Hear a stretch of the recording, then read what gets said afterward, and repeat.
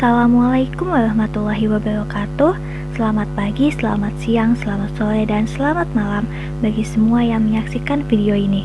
Kami kelompok 6 dari mata kuliah pengantar keilmuan komputer akan mempresentasikan mengenai tren perkembangan IT yang termasuk AI, Big Data, dan IoT. Sebelumnya, izinkan kami memperkenalkan anggota kelompok kami. Nama saya Aditya Permana Heriansyah dengan NIM terakhir 056. Nama saya Oval Marom dengan 3 NIM terakhir 043. Nama saya Hanifah Ramajati dengan 3 digit NIM terakhir 049.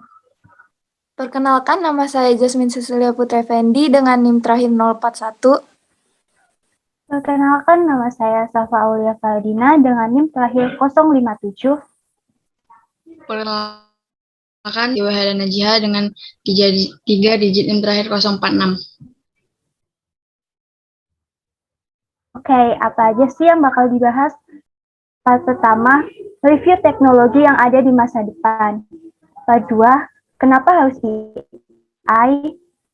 Part 3, aspek kognitif dan contohnya. Part 4, about Asia Today. Part 5, analisis big data dan contoh penggunaannya. Dan yang terakhir ada IoT. Next. Baik, di kesempatan kali saya akan memaparkan teknologi di masa depan atau teknologi yang datang. Next slide. Teknologi di masa depan sendiri merupakan hasil dari inovasi di lingkup teknologi, atau dalam hal ini dapat dikatakan pula ilmu teknik yang mengandung inovasi yang merupakan ide baru atau perpaduan dari ide yang ditambah penemuan baru dari seorang kelompok ataupun teknologi di masa depan juga dapat dikatakan sebagai hasil dari pemikiran manusia yang seiring berjalannya waktu terus mengalami perkembangan. Nah, perkembangan dari teknologi sendiri tidak perlu kita khawatirkan, karena setiap hal yang baru pasti membutuhkan adaptasi dan akan memiliki kelebihan dan kekurangannya tersendiri. Sehingga kembali kepada diri kita sendiri mengenai bagaimana kita memanfaatkan kemajuan teknologi tersebut dengan sebaik-baiknya. Berikut ini adalah beberapa hal yang mungkin dapat terjadi dan berkaitan ke depannya akan semakin berkembang. Next slide. Perkirakan akan semakin berkembang keterampilan baru, juga munculnya pekerjaan yang nantinya bekerja sama dengan robot ataupun mesin. Akan muncul pula tren-tren baru terkait teknologi di masa depan dan terjadinya evolusi industri yang akan semakin canggih. Lalu tata kelola global dapat berubah ke arah digital dan komunikasi diperkirakan akan bebas dari segala hambatan. Selain itu, akan ada pula dominasi artificial intelligence atau kecerdasan buatan yang nantinya akan mempermudah dalam setiap aspek kehidupan kita. Next slide. Berikut ini adalah tabel beberapa perusahaan dengan implementasian teknologi dalam lingkupnya. Dapat dilihat bahwa mayoritas dari perusahaan ini telah menerapkan cognitive technologies yang dapat menciptakan sistem IT secara otomatis dan mampu memecahkan permasalahan yang memerlukan bantuan dan teknologi komputasi awan atau cloud computing, yang diantara lainnya adalah karena sulitnya pengimplementasian hingga persoalan keamanan data. Oleh sebab itu, masih sedikit perusahaan mengadopsi komputasi awan ini. Baik, sekian penjelasan dari saya. Untuk materi selanjutnya akan dijelaskan oleh teman saya. Silakan. Oke, terima kasih. Sebelumnya saya akan melanjutkan penjelasan dari teman saya, Jasmine Cecilia Putri Effendi. Oke, sekarang saya akan membahas tentang kenapa harus CT, bukan AI. Oke, lanjut. Kognitif teknologi adalah produk dari bidang AI yang mampu untuk melakukan task yang hanya bisa dilakukan oleh manusia, seperti computer vision, pembelajaran mesin, prosesan bahasa alami, pengenalan suara, dan robotika. Oke, selanjutnya, mengapa harus CT dan bukan AI? Istilah kognitif teknologi dikatakan lebih baik dari artificial technology karena untuk mencapai upaya kecerdasan sangat sulit, karena definisi kecerdasan sendiri dapat dikategorikan sebagai ambigu. AI sendiri merujuk pada kecerdasan manusia, yang dimana kecerdasan manusia sendiri itu masih misteri, karena kita belum tahu pasti apa itu. Tujuan penelitian AI sendiri adalah teknologi yang dapat menyelesaikan semua masalah pada bagaimana manusia. Selanjutnya, kognitif teknologi dirasa sebagian besar praktisi yang lebih tepat dalam menggambarkan pemanfaatan AI untuk industri. Definisi kognitif teknologi adalah konsep ambigu dari kecerdasan tugas tertentu. Hal tersebut berbeda dengan tujuan industri. Industri menginginkan teknologi canggih tersebut untuk menyelesaikan permasalahan yang dihadapinya. Dari perspektif industri, industri tidak mengembangkan AI, tetapi mengembangkan kognitif teknologi untuk menyelesaikan persoalan cognition. Sekian penjelasan dari saya. Selanjutnya akan disampaikan oleh teman saya Siti Wahdi Najia. Baik, selanjutnya yaitu aspek kognitif dan contohnya. Next. Untuk pemahaman kognitif terbagi menjadi 3 tahapan, yaitu yang pertama perceive, yaitu dapat memahami situasi sekitar, mungkin input melalui sensor, facial recognition, ataupun object recognition. Tahapan yang kedua itu predict, dapat memahami pola dan memprediksikan apa yang akan terjadi dari berbagai literasi. Misalnya, machine learning, namun tidak terbatas pada itu, misalnya statistical Bayesian model. Tahapan yang ketiga yaitu plan, yaitu menggunakan apa yang telah dipelajari pada tahap predict dan diterima pada tahap perceive untuk menghasilkan keputusan dan rencana ke depannya. Next. Untuk contoh teknologi kognitif yaitu ada search engine Google, Google Translate, Siri iPhone, dan Google Assistant. Selanjutnya akan dijelaskan oleh teman saya Safa Aulia Faradina. Oke, di sini saya akan memperkenalkan apa sih yang terjadi di Asia akhir-akhir ini. Next.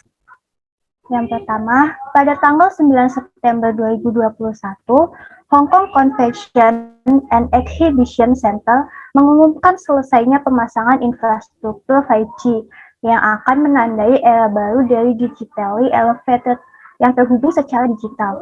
Untuk menandai era baru ini, HKCSC mengenalkan kaptensi atau robot pintar yang dengan sukses menyelesaikan uji cobanya sebagai kapten keamanan di Festival Komputer dan Komunikasi Hong Kong.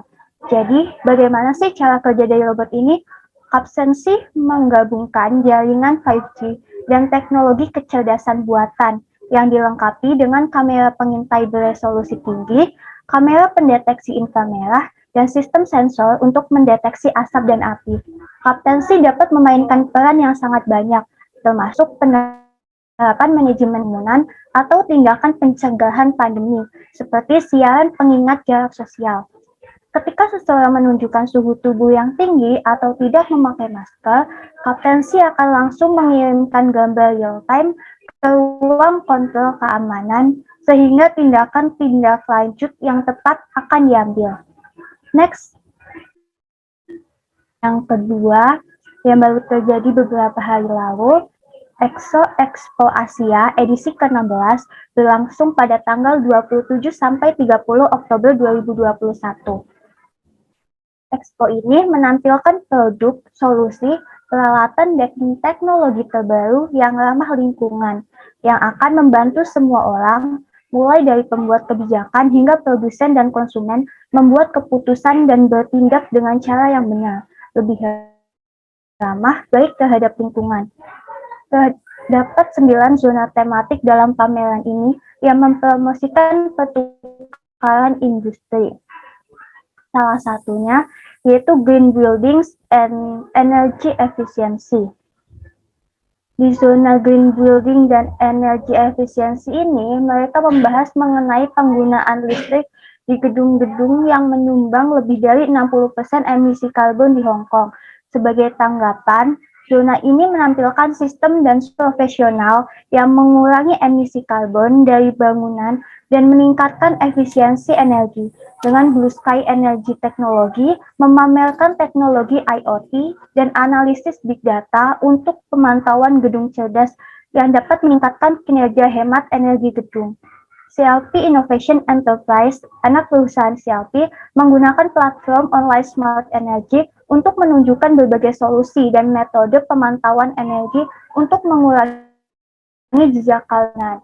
Ini termasuk kredit karbon, sistem manajemen energi komprehensif yang disebut building scope dan building portfolio, serta solusi terintegrasi yang disebut Plan Pro yang bertujuan untuk meningkatkan efisiensi operasional di ruang pabrik bangunan.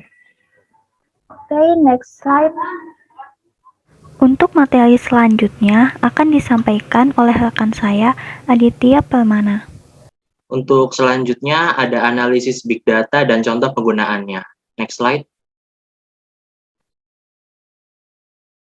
Big data adalah istilah yang menggambarkan volume besar data-data yang terstruktur maupun tidak terstruktur. Istilah big data sendiri mengacu pada data yang sangat besar, cepat, atau kompleks sehingga sulit atau tidak mungkin untuk diproses menggunakan metode tradisional. Big data dapat dianalisis demi pemahaman yang mengarah kepada keputusan dan gerakan bisnis strategis yang lebih baik. Next slide. Selanjutnya ada 3V, yaitu karakteristik dari big data. Yang pertama ada volume, organisasi mengumpulkan data dari berbagai sumber, termasuk transaksi bisnis, perangkat pintar atau IoT, peralatan industri, video, media sosial, dan banyak lagi. Yang kedua ada varietas, yakni data hadir dalam semua jenis format, dari terstruktur, data numerik dalam database tradisional, hingga dokumen teks, email, video, audio, data ticker saham, dan transaksi keuangan yang tidak terstruktur. Yang terakhir ada velocity.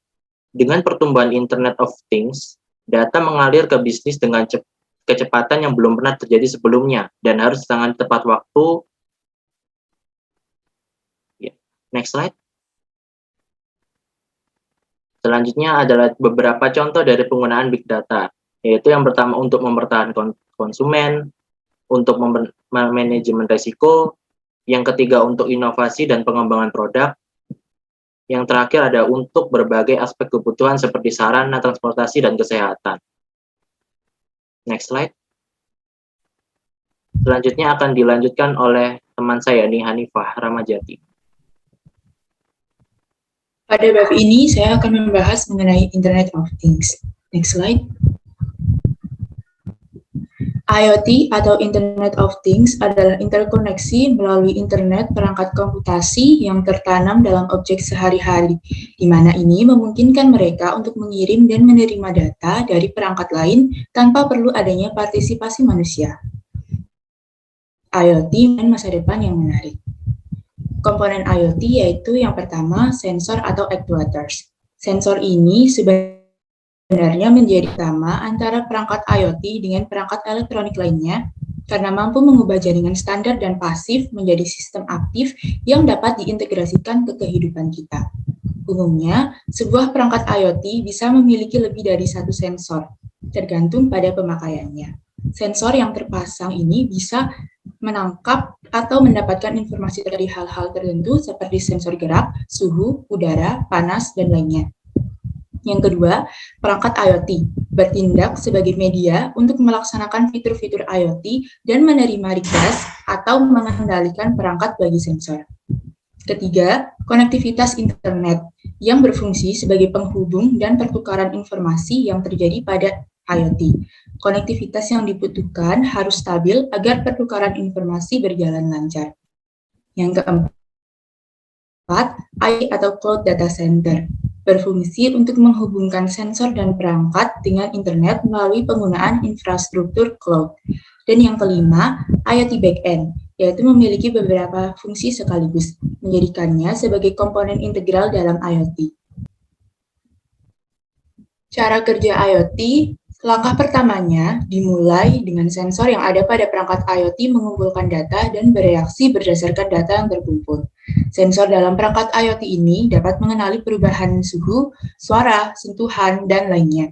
Kemudian, data yang dikumpulkan akan dikirimkan menggunakan koneksi internet menuju Cloud Data Center. Setiap fitur dalam perangkat IoT memerlukan kapasitas energi, ketentuan jarak, serta bandwidth yang berbeda-beda. Jadi, sangat penting untuk memiliki konektivitas internet yang stabil demi bisa mengaplikasikan teknologi IoT secara optimal. Data akan diproses oleh software. Proses ini cukup krusial karena akan menentukan reaksi atau output yang akan dikeluarkan oleh perangkat. Contohnya, jika kita menggunakan sistem keamanan rumah berbasis IoT, data seperti pergerakan objek asing akan diproses dan software dapat melakukan tindakan seperti apa yang perlu dilakukan. Misalnya dengan mengirimkan notifikasi ke smartphone pemilik rumah atau langsung membunyikan alarm keamanan. Pemanfaatan IoT di sekitar. Yang pertama, sistem peringatan akan bencana yang terkoneksi dengan perangkat masing-masing. Kedua, smartphone dapat digunakan sebagai remote. Ketiga, teknologi smart home. Keempat, automatic water level recorder atau AWLR. Dan yang kelima, iris recognition technology pada sistem keamanan. Pemanfaatan IoT di masa depan. Salah satunya adalah Autonomous Vehicle Technology. The Internet of Vehicles atau IoV memungkinkan mobil untuk terhubung dengan internet dan berkomunikasi satu sama lain, menciptakan sebuah sistem yang menghubungkan autonomous vehicle. Dengan sensor yang bertanam, kendaraan ini akan mengenali rambu-rambu dan medan jalan yang kemudian memungkinkannya untuk mengemudi sendiri. Contoh penerapan sederhananya yaitu fitur autopilot pada mobil Tesla. Oke, sekian presentasi dari kelompok kami.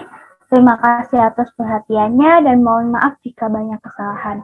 Terima kasih. Wassalamualaikum warahmatullahi wabarakatuh.